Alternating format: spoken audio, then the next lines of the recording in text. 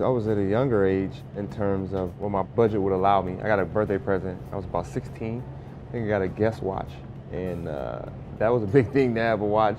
You know, in high school, trying to impress whether it was certain ladies or let older guys know that, you know, I'm kind of mature for my age. So I never heard of certain brands. So this whole watch world was reintroduced to me by my agent, draft night. So he was like, you know, you got to have the right watch with the right suit coming into the draft. So I had this beautiful Panerai with Panerai diamonds. And that's when I really started getting into watches. But sadly, that watch was stolen. Really? From the garden during the game. Are you serious? Yes. So that's when, you know, your appreciation grows through experience, and that experience, my appreciation for watches really grew because, you know, certain pieces you won't ever be able to find again. So after your rookie year, what kind of was the next impetus to get you, you know, even deeper into watches? What was it that pulled you in to become a collector like you are today? Well, I just started doing a little research, you know, and it's like anything. When you start learning about the quality of the things you're investing in, that's when your appreciation starts to grow even more. You know, so I started looking at a few timepiece magazines and starting to read on how certain things work, certain movements, tourbillons, what exactly that means. You know, because that's always that word you see a lot, but no one really knows what it means. Start figuring that out. So I'm always reading, you know, whether it's the tech world, the watch world, or, you know, anything that I'm into at that moment. And watches I really got into early on in my career. And so the brands that I see a lot in your collection are AP and Panerai, and a little bit of Rolex. Right. What is it about these brands that attract you? Well, AP, I think, was a brand that kind of just drew my attention because I think it has an athletic style to it, but it's very unique, especially its shape, the octagon face. And it shows up really well on bigger guys. And just traveling around, I kept seeing it, and I just kept gravitating toward it. And then they started doing some things with athletes, and Jay-Z had his own set for a second there. Shaq had a watch. Yep. You know, and I'm playing ball and I'm seeing it. Just kind of gravitated to it, and also just how it stood the test of time. Yeah. Because you have other watch brands that they're hot now and then they kind of fade out. I think AP is just the timeless piece. Sure. So which was your first AP? This was my first AP, and this is why I brought it. It was the Royal Oak, and it's stainless steel. And the funny thing about this is when I used to look at the prices of watches, I used to be like, what?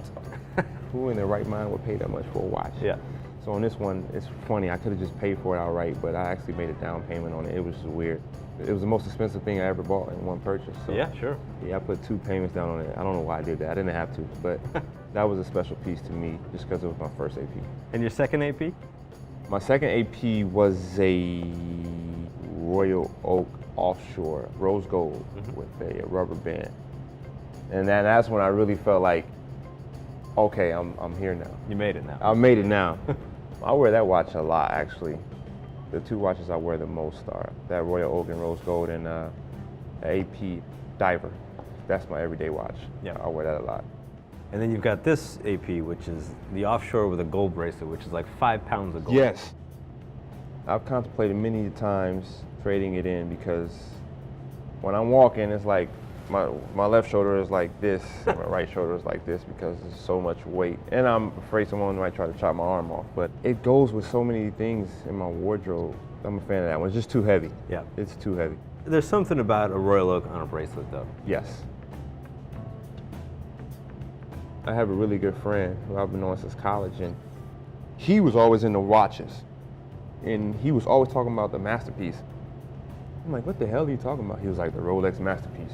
That's the only Rolex you need. I'm like, man, I'm not getting a Rolex. He was like, listen, you get a Rolex masterpiece. That's the only watch you need. So then I started doing more and more research, and the presidential is a very classy look, and you see that on a lot of guys. Yeah. I like the presidential, but I was seeing it too much. The typical NBA player had a presidential. Yep. Frank Mueller's wore the typical NBA watch for a hot second For a in while the early there, yeah. 2000s. Yeah. And I thought the presidential was like the Frank Mueller, but once you get to doing research and you see how Rolex has been around for so long, Yep. it was like, you know, you have to have your Rolexes. So one Rolex turned into 2, turned into 3, turned to 4. It's crazy, but I got the masterpiece. And do you wear the masterpiece? Because that's a big watch. That is a big watch, and not too many people know about that. My old teammate, he's an old teammate now, David Lee. He knows what that is, and we talk about watches a lot. So I've become a fan of Rolex. That one is Sky Dweller, which I was a huge fan of as well. And then Panerai is another brand. So the Panerai was the first watch that you bought when you were drafted. Panerai's the first watch that I bought when I was drafted. And it's the watch you're wearing today. It's the watch I'm wearing today. It's the 8-day, black on black. It's got a sporty look to it.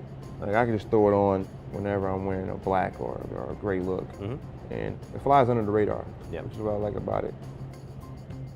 Do you think there's a watch that you'll buy to commemorate this time in your life? Or do you think it's just something it'll happen when it happens?